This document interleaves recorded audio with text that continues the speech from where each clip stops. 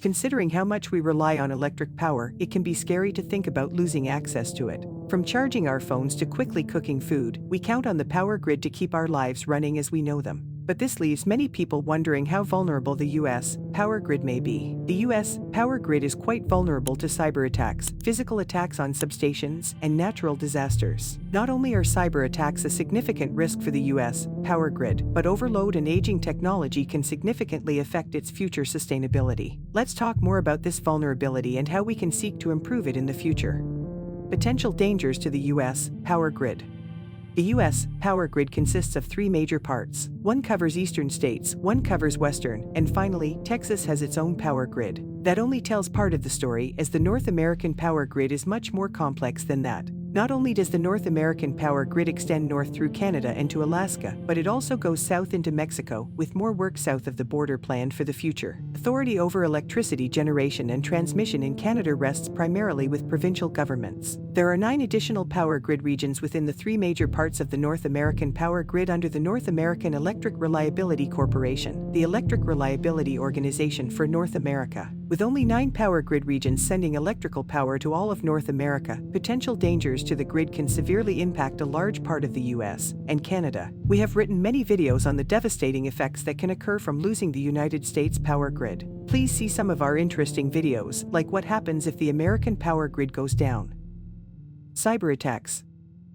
While the 3 major regions and 9 subregions of the U.S. power grid act independently, there is still a risk that one or all of the grids can fall victim to a cyber attack. While this is a concern, the power grid's most significant risk is through the grid distribution. Many transmission systems nationwide help distribute power from those 3 major grids. In order to keep up with the demands of technology, transmission systems have become more vulnerable to network access attacks. Of course, this doesn't mean that they are easy to access. However, someone with malicious intentions could disrupt them even temporarily. Disrupting even one of these transmission systems can affect the power of thousands of homes and offices. Though it may be in just one area, this can still significantly impact the lives of those residing and working there. If there are hospitals, care facilities, and other places that require power for health reasons, this could get dangerous quickly. Natural disasters. While cyber attacks may be pretty concerning regarding the U.S. power grid, natural disasters can also be a major concern. Natural disasters, in total, have increased over the years, raising the probability that they will occur. Unfortunately, our power grid may suffer because of this. Flooding, tornadoes, hurricanes, and geomagnetic storms from the sun can affect the power grid. In fact, power outages are a significant part of experiencing inclement weather and are expected. This is because our power grid system can't always withstand high waters or wind. We hear about and experience natural disasters often enough that we may not consider the significant impact they can have, especially on the power grid. When the electrical power of almost half of the country comes from one major source, it can be devastating to so many people if that source stops. Like cyber attacks, the transmission system is the more likely power source to suffer from natural disasters. Natural disasters have impacted these systems, and they can continue to do so until we better figure out a way to protect them from floods and other natural disasters. We discuss in depth whether you should be worried about weather-caused power grid outages. Physical attacks. A physical attack is a risk many people don't consider when considering our power grid. We have seen increased attempted physical attacks on the power grid system in the U.S. Rather than simply focusing on cyber threats, we should also consider physical threats. While security is in place at U.S. power grid locations, that doesn't mean they are entirely safe. We have seen several power grid attacks just within the past year. While depending on the site, this may not impact the entire country, attacking a single transmission system can cut power for tens of thousands of homes. Recently, on December 3, 2022, there were power grid attacks on 2 Duke Energy substations in Moore County, North Carolina that caused major blackouts for 45,000 people from someone shooting rifles at power transformers inside of the power stations.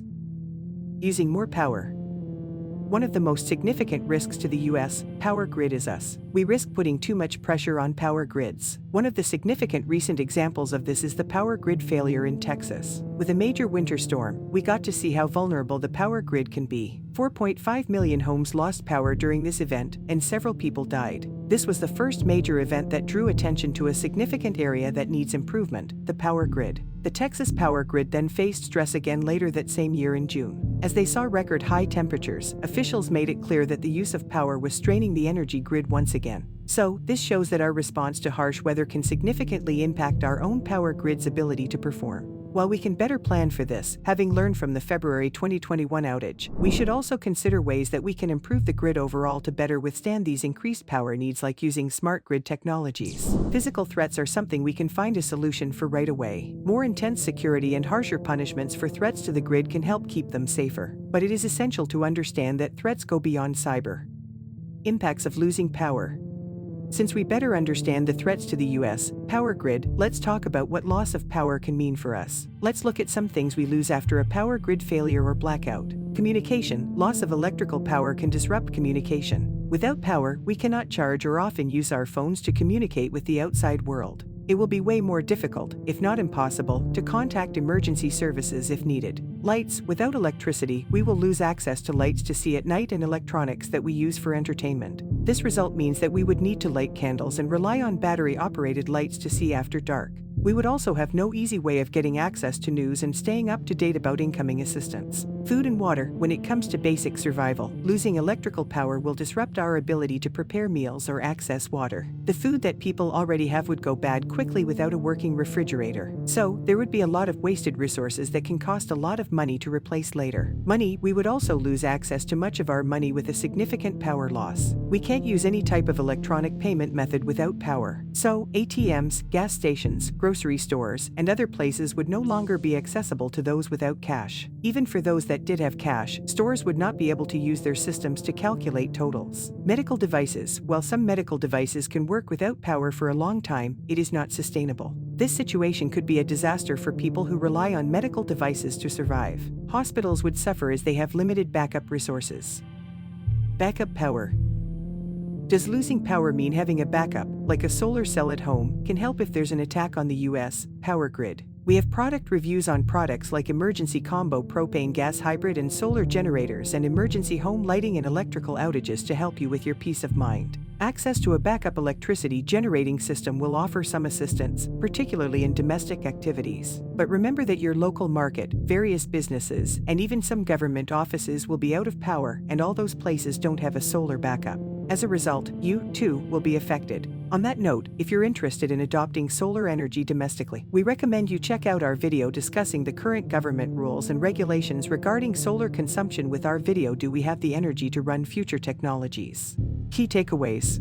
Little girl sitting at a table at home in the dark and doing homework without electricity, wearing a battery headlamp and using a lantern during a blackout power outage. The U.S. power grid is robust, but it is also vulnerable. There are cyber attacks, natural disasters, overuse, and physical attacks to consider when considering threats. Overall, we should be aware of many risks regarding our power grid. Risks to the U.S. power grid can significantly impact people living in the U.S., as we understand from the incident in Texas, and can severely affect our lives. So, it is crucial to understand these risks and work toward a safer power grid.